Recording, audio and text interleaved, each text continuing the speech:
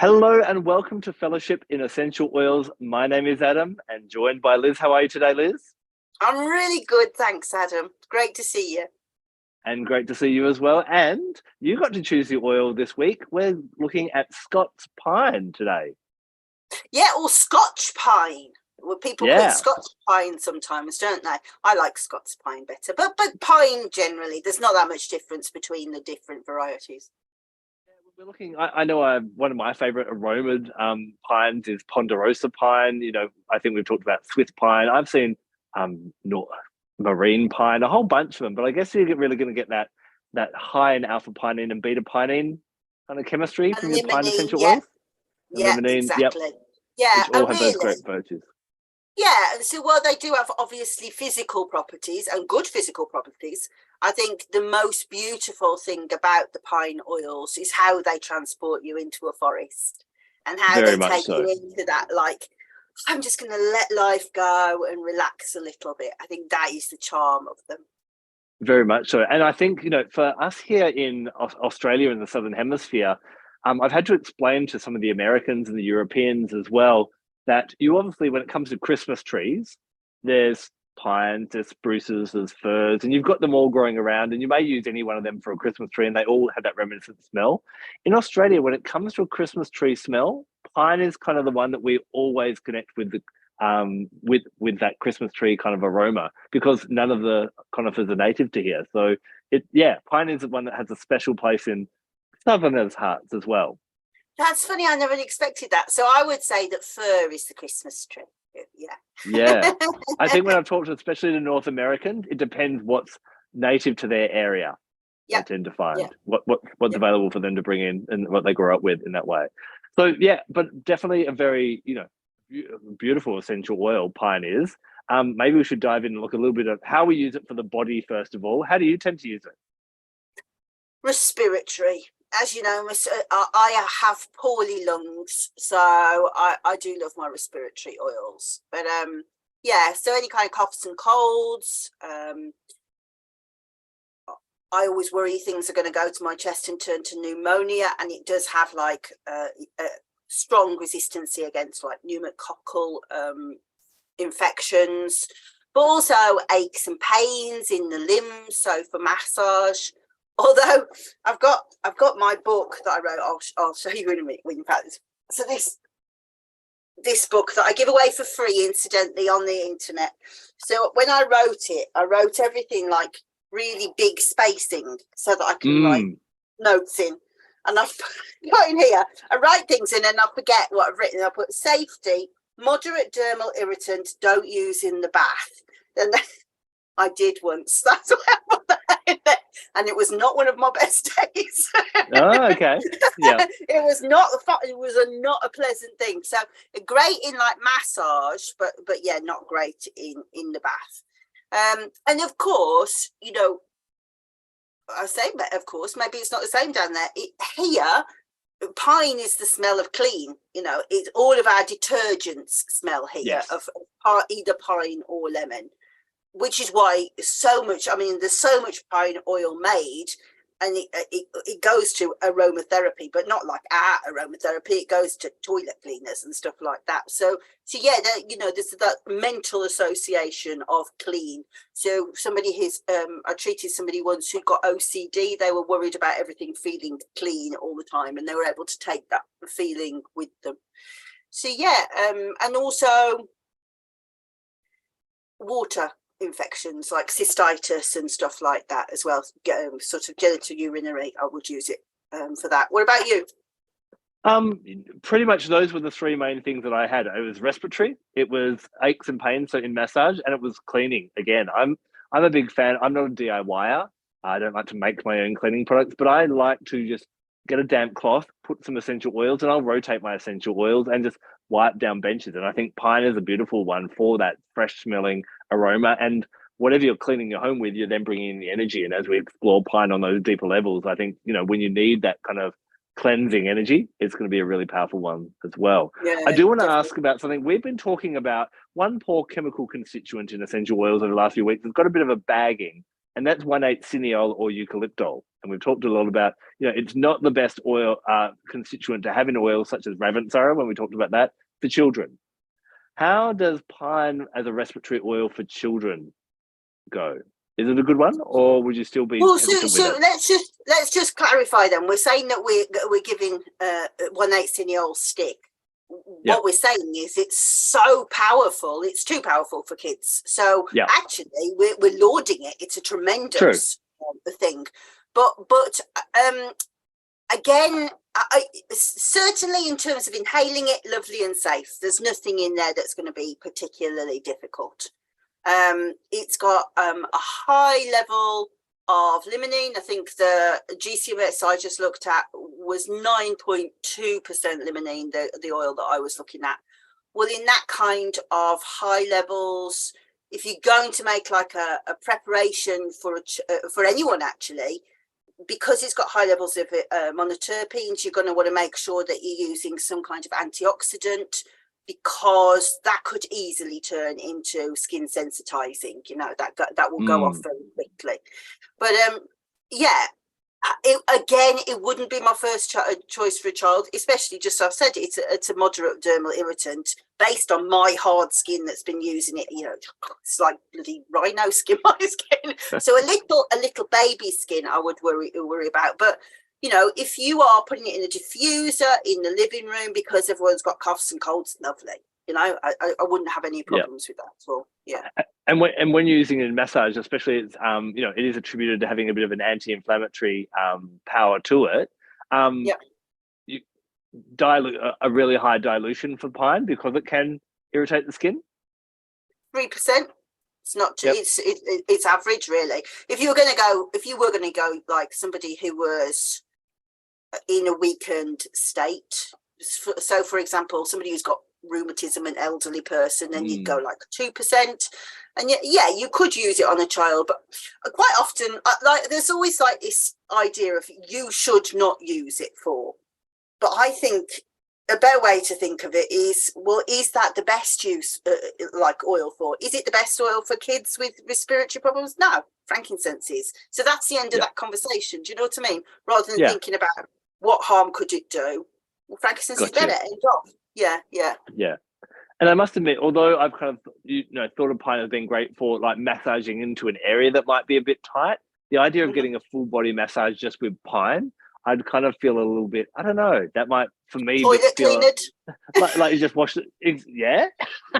But you probably wouldn't, would you? You would use it as a synergy with other things. And it does blend beautifully. I mean, if you think about, for example, if I were doing somebody with aches and pains, because my mother always used it, actually, because it's idle and I've never thought of anything better, I'd go lavender and juniper. Lavender, juniper, pine, beautiful. Yeah, definitely. It's just detoxifying, so it's very good to get the limbs. But as you say, I think you really, more than what are the properties of this oil, what are the associations somebody's going to make? And I do think they would think, oh God, toilet cleaner, if you were just lying there massaging them in that. Yeah, very much so. Yeah, I think this is going to be a good one, from a practical level, also just for diffusion as well, because we talked about alpha pinene, beta pinene, the limonene and that type of thing in it.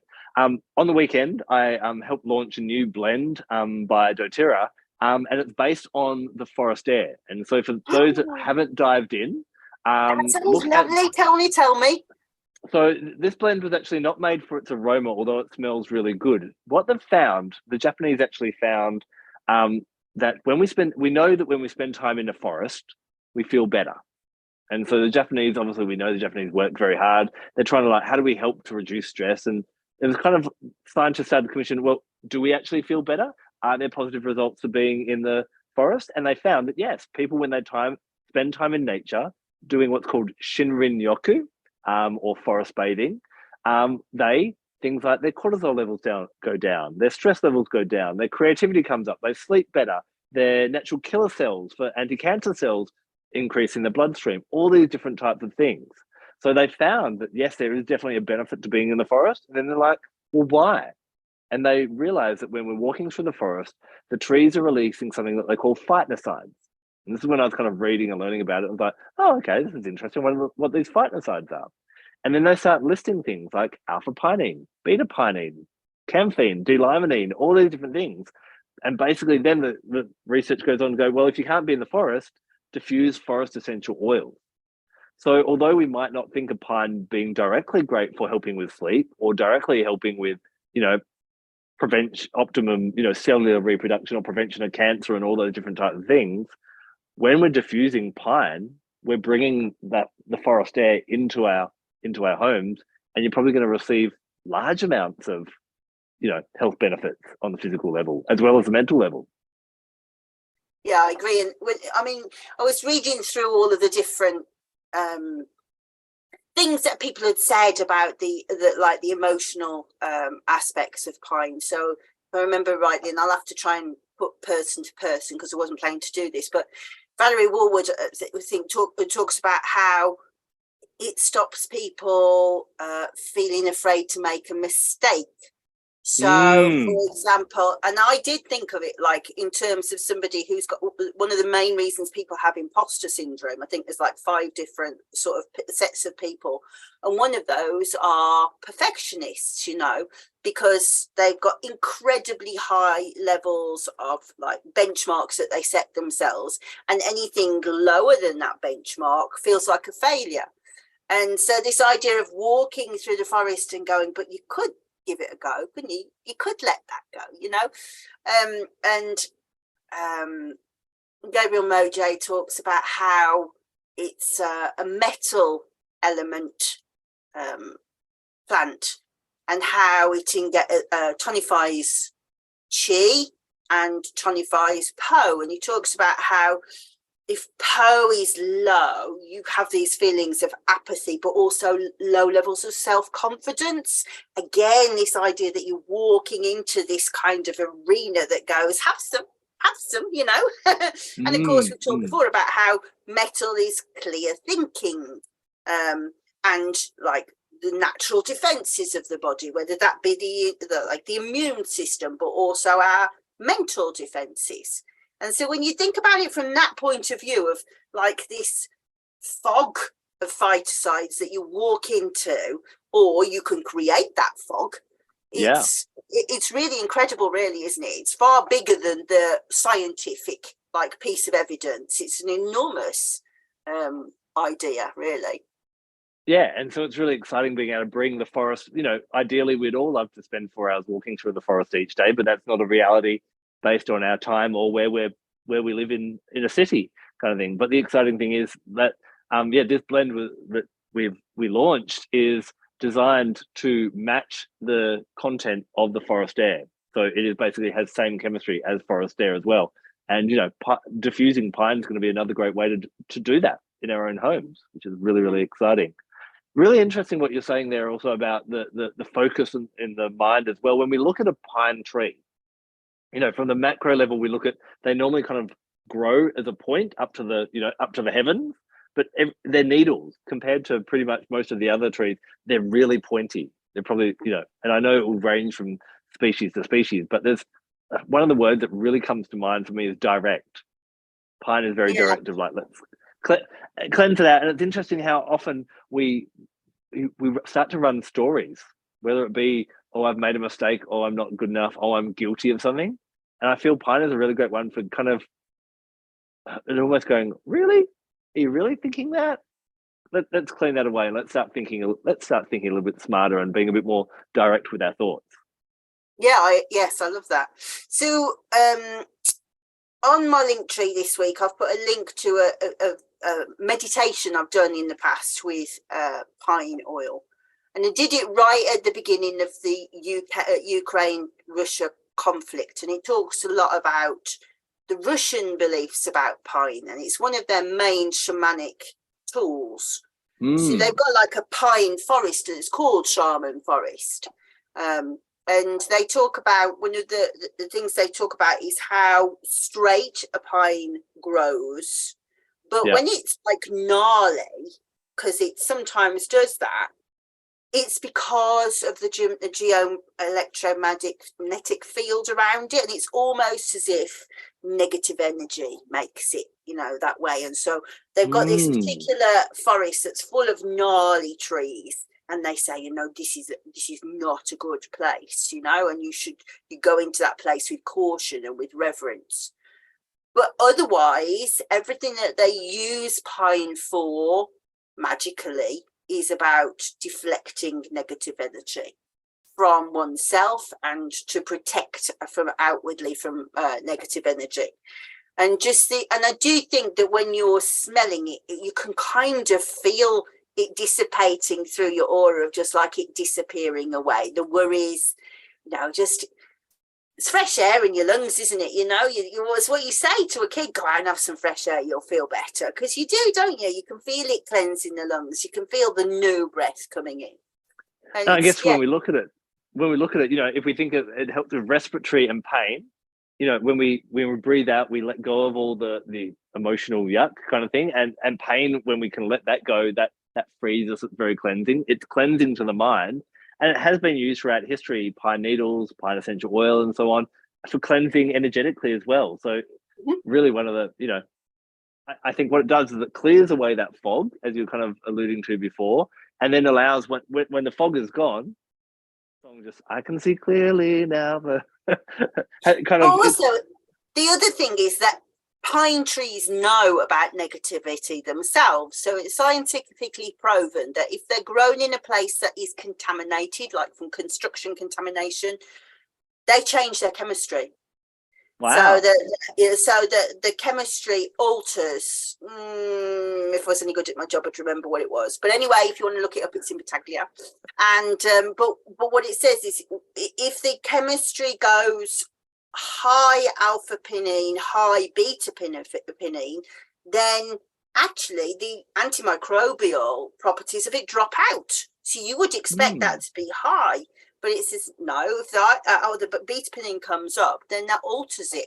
So it is one of those oils that it's worth knowing really well where you got it from, where it was grown, but also really looking at the GCMS and saying, right, okay, let's understand what happened to this tree to bring it to this point, because if it's been very stressed or absorbed a lot of negativity, maybe it's not as cleansing as it would be. It's almost like it's exhausted itself trying to cleanse itself.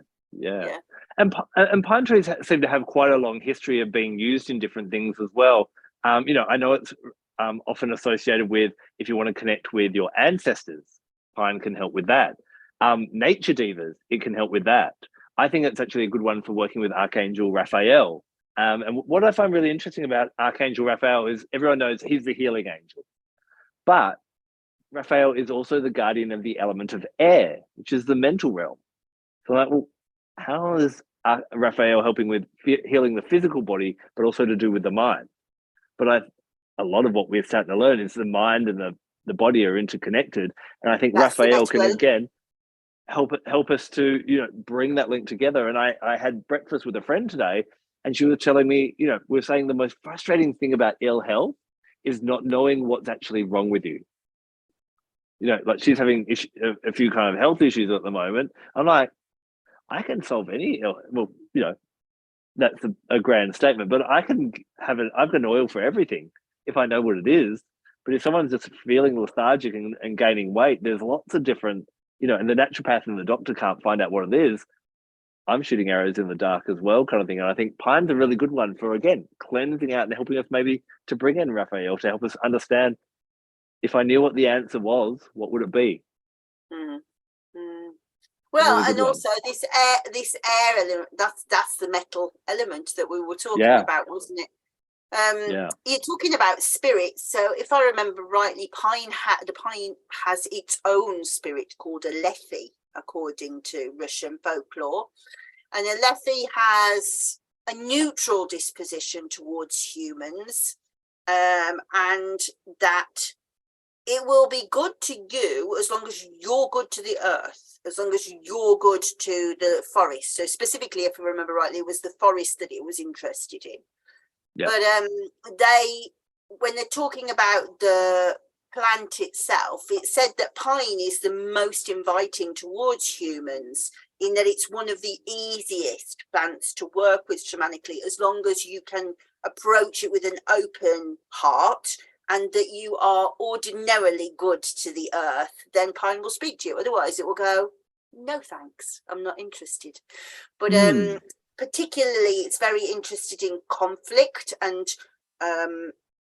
settling conflict. So I think the name of the video that I did is called the Spiritual Warrior, and it's very good for kind of looking at conflict from the point of view of how are we going to resolve it. Like, so I will put my not very nice head on again, because it always comes out in these videos, but like me, I'm going to be like, I know what I'm going to say to you because I'm going to point score. You know, I want to have the last word, and I will say the most spiteful thing. But Pine goes, really? Really? Is that what you're going to do? Because you could, like, it's like, what's the name of the Chinese man? Sun Tzu, with his art of war, you know, that's more Pine, that goes, you know, strategically think this through. You don't necessarily have to win every battle to win the war. You know, let's see if we can do it in a different way. And Pine's all about that kind of stuff. So it's very good if you're in a situation where you are battling and you're not getting anywhere, because really it's just getting to a point where you just point scoring. I can remember I used it when I was looking to buy this house. I was really point scoring with the people I was buying off. And when I started to use Pine, I started to think, but actually you'd be better to acknowledge that nice thing that they did for you, and to be a bit gentler that way. And actually it did move the stalemate, because they were more reciprocal to what I was saying. Interesting. Obviously different oils have different emotional feelings about them, and you know, there's some we could think of, you know, what rose does to us, or what ylang ylang does for us, or you know many different oils. How much emotion do you think is in Pine? I think it's more mental than emotion. Yeah, I'd actually say it's almost emotionless, not in a cold way, but in a fair way. It's almost like that ideal judge who is impartial. Yeah, a bit like Sagittarius. Yeah. Like, so I think it would be a really good oil for, you know, our emotions. Emotions are a beautiful thing, and they color our lives, and we definitely don't want to quell them. But there are sometimes where maybe there's too much of the emotions. And I think Pine is the kind of the solution to go, well, let's bring a little bit of objectivity back into it. Yeah, that's a good word. Just as you're speaking of, I was trying to connect with the what kind of emotion does Pine evoke, and I get nothing. Not in a negative way, but in a empowered way. Yeah, I would really urge people, if you wanted to take this a bit further, to have a listen to that meditation, because it took weeks to write, I have to say, because loads of research went into it. But there's loads of stuff about like Russian beliefs and Ukrainian beliefs, and interesting within them being in the conflict about how they viewed the pine would work with conflict, and actually that goes across into Native American medicine. They say the same thing, that it's believed to be about how to resolve conflict between tribes. Now, Pine being such widespread, I did find that there were a lot of different deities that were associated with Pine in one way or another. But one that stood out to me, bit of one of my favorite, Dionysus, or Bacchus, as the Romans called him, particularly for the fertility aspect, that Pine helps to bring a more fertile life as well, which was quite interesting. Yeah, but also, of course, he is the god of irrational. You know, that is interesting, actually. His celebration where everyone got the god of wine as well. And so I mean, if you thought about like Dionysus or Bacchus, that part of, he's all emotion, isn't he? Whereas his brother Apollo is all thought. So yes, I can see rulership, but I'd almost be like antidote to that, if you know what I mean. Yeah, true. Yeah. That's a really interesting point. The other thing as I was preparing for Pine today, I'm like, right, we need to have a chat about this. Talking about the chakras. And obviously there are the different glands in the body that are associated with the chakras, and pretty much the top five, the bottom five, everyone's pretty much on parallel with. But then we get to the pituitary gland and the pineal gland. And a lot of people talk about the pituitary gland being associated with the crown chakra. Now, my opinion, and just my humble opinion, the pituitary is to do with the third eye chakra, and the pineal gland is to do with the crown chakra. And when we even look at the roles, the third eye chakra is very much to do with the integration of the intellect and the intuition to interpret the world around us and work out what do we do with our lives. Normally, based on the information that comes through the pineal gland or the crown chakra, of like, this is my spiritual mission. Now, how do I actually apply it into the real world? Does that make sense? Am I making it does make sense? Yes, yeah. Yes. And the pineal gland, really, its core things are more our circadian cycles and how much in tune we are with the universe. So even if we look at the chakra and the gland, third eye and pituitary pair nicely, and pineal and crown pair really nicely as well. Thoughts on that? Thoughts are, you should have prepared me for this question before. Sorry. Oh, and I should say as well. So actually, let's just go back. Let's see if I can answer it from a different perspective then. So you talk about Dionysus, and Dionysus had a staff called a threus. And the top of the threus was a pine cone dripping of honey. And yes. This is why we say that the pineal gland is kind of Bacchus related, Dionysus related, because it kind of has the appearance of the pine cone. When we think about the pituitary gland, it is the foreman of the body, but fundamentally, if you think about it in terms of stress, it stands at the middle of the HPA axis, which is stress response. So hypothalamus, pituitary, adrenals. Mm-hmm. So, for example, if you perceive fear, the amygdala or amygdala perceives the fear, sends information to the hypothalamus, who says, tell the pituitary, we've got to tell the adrenals to secrete some stress hormones. So all of that has definitely got to be related to the third eye, because that's about, I am perceiving what's going on around me. And likewise, the pituitary gland is actually, it could be really thought to be every chakra, because it controls levels of hormones that come from every chakra. So if the pituitary goes out of kilter, then everything else goes out of kilter, doesn't it? You know, for example, it'll tell the body less estrogen. Well, then less estrogen is no longer about crown or third eye. See what I mean? But I would say it is third eye. Yes, I would say pituitary is third eye. Did I answer that? So then I think so. We actually are agreeing with each other, and it's probably the one missing link. And people might be going, "Well, why did he bring this up?" Pineal gland was named after the pine cone because of its shape, and so my argument for today is that pine would be a crown chakra essential oil, with that link to the pineal gland. That's the case I'm putting forward.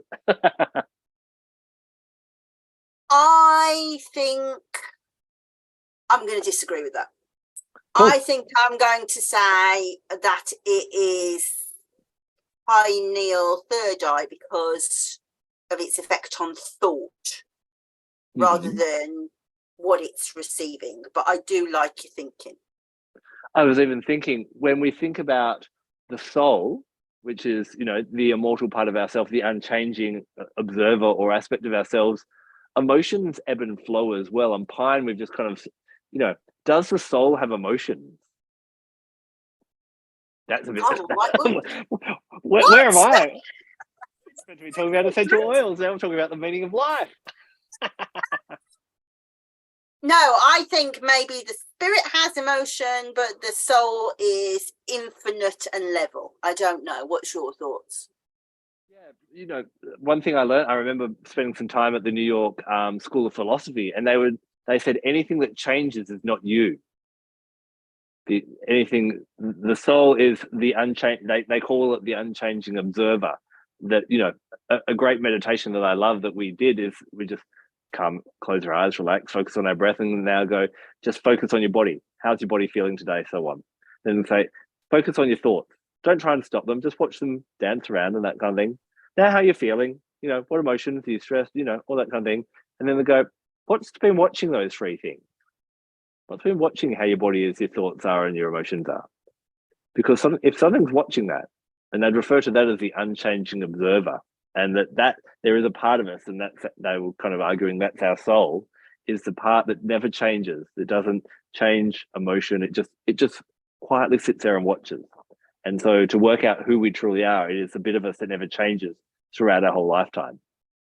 And I found that So really I think insightful. I might just give up then, trying not to be a rat bag, because that's my soul. And I'm more than happy with it, to be honest. Yep.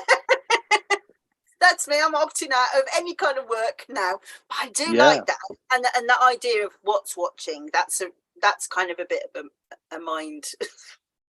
It is, yeah. Yeah.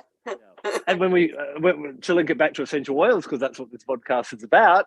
Pine, we said, almost has that emotionless about it. It's just that objective observer, and I think that's when Pine steps beautifully into our lives, when we need to, okay, let's get the irrationality, let's get the emotion, let's just calm down, and let's just clear out the muck and get really direct on what we're doing, what we're here to do, and what the purpose is.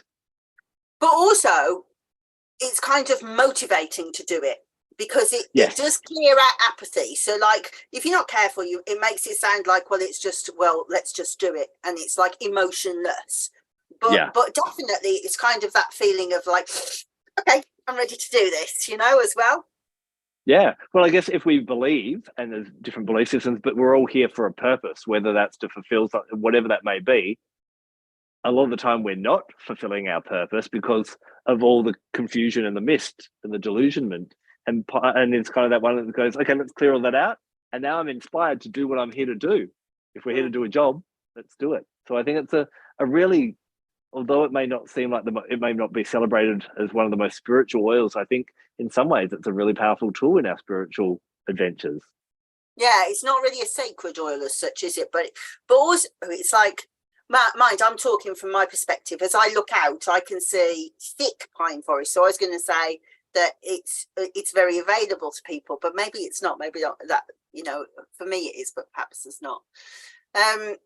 One thing I wanted to say that is totally unrelated, and I didn't want to forget, is I think that pine is one of these oils that we have to be careful with diffusing around cats. Mm-hmm.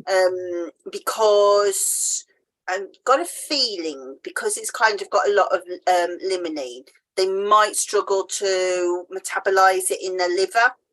So if you have got a diffuser on, just be careful about the cat, because I think that they can't actually break down the constituent parts. So even if a piece, like a droplet, falls onto their fur, it's as if it's undiluted. Then they lick it, and it's as if they've had it neat, for want of a better word. So I'm not sure, but I think that's one of the oils that you have to be careful with cats. Okay. Yep. Cool. That's good to definitely note. Okay. So I'm going to put pine in the crown chakra realm. Where are you going to put pine?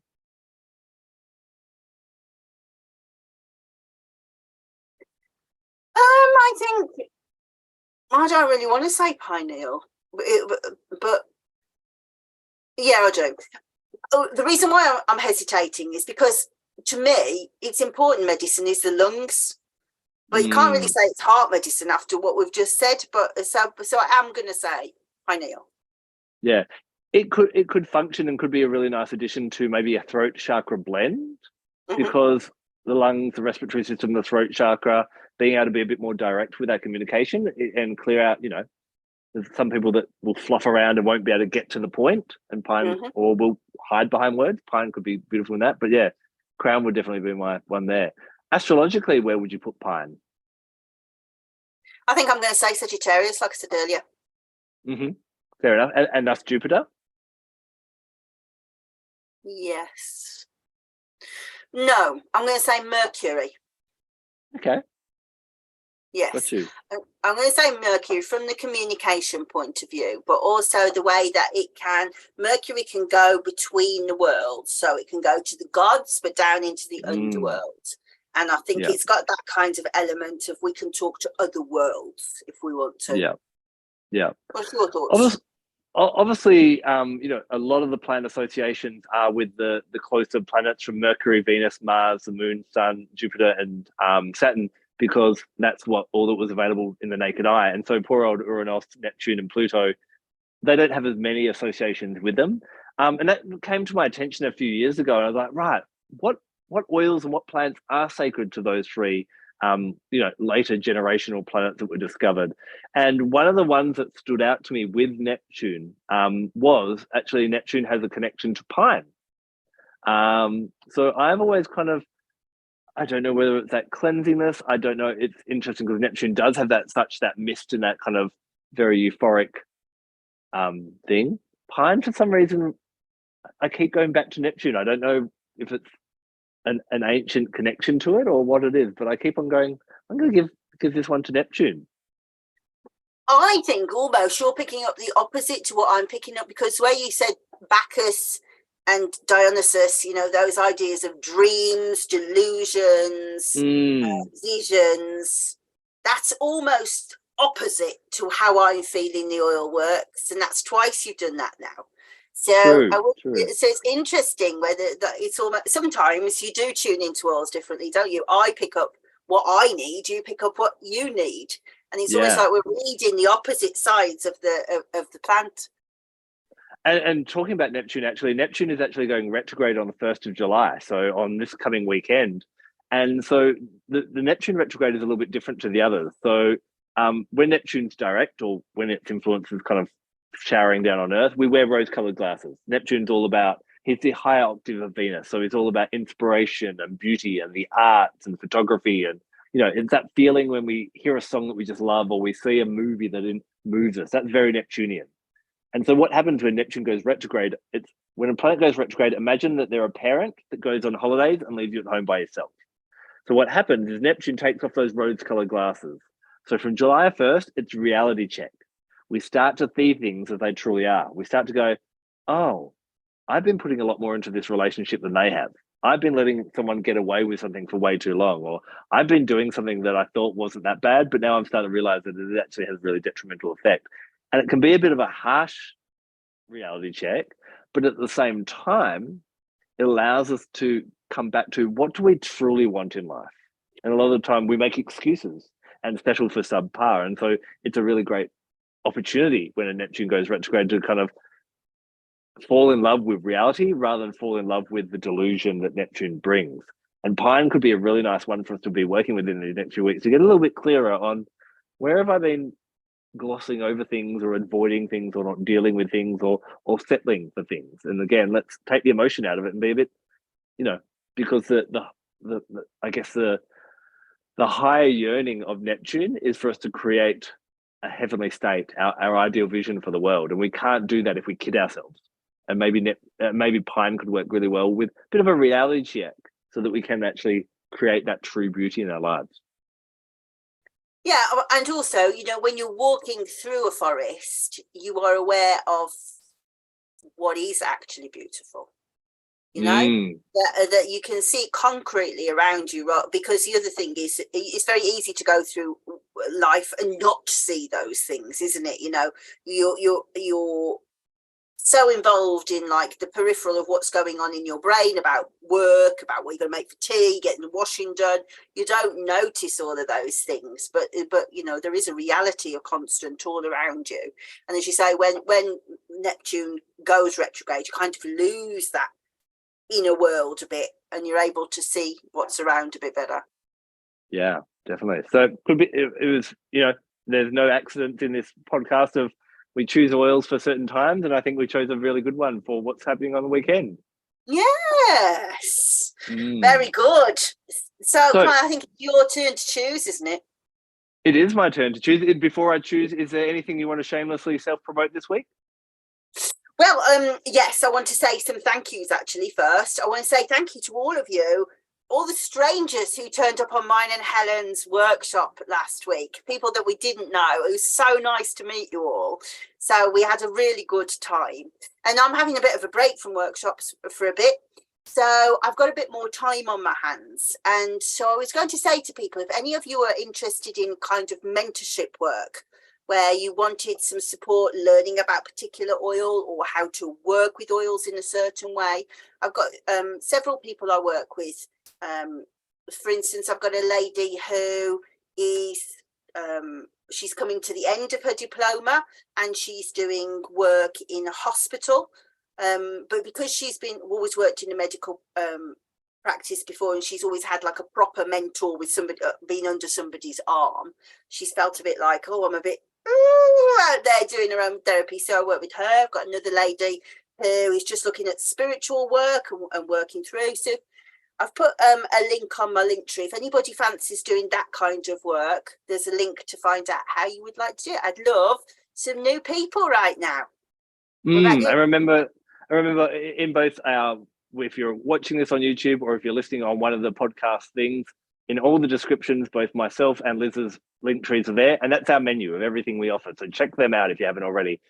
I just thought I'd give everyone a friendly reminder. If you enjoy hearing about the emotional and the spiritual aspects and the myths of the stories that we share in these episodes, the book that I wrote with my friend Vanessa Jean, Gifts of Essential Oils, it is available throughout the world.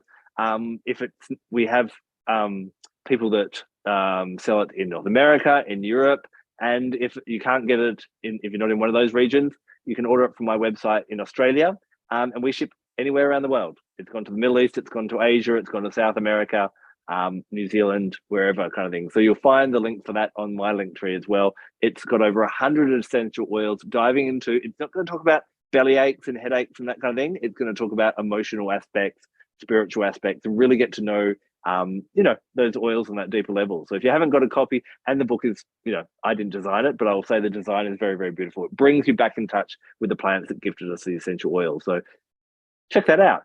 And yeah, I'm going to plug that.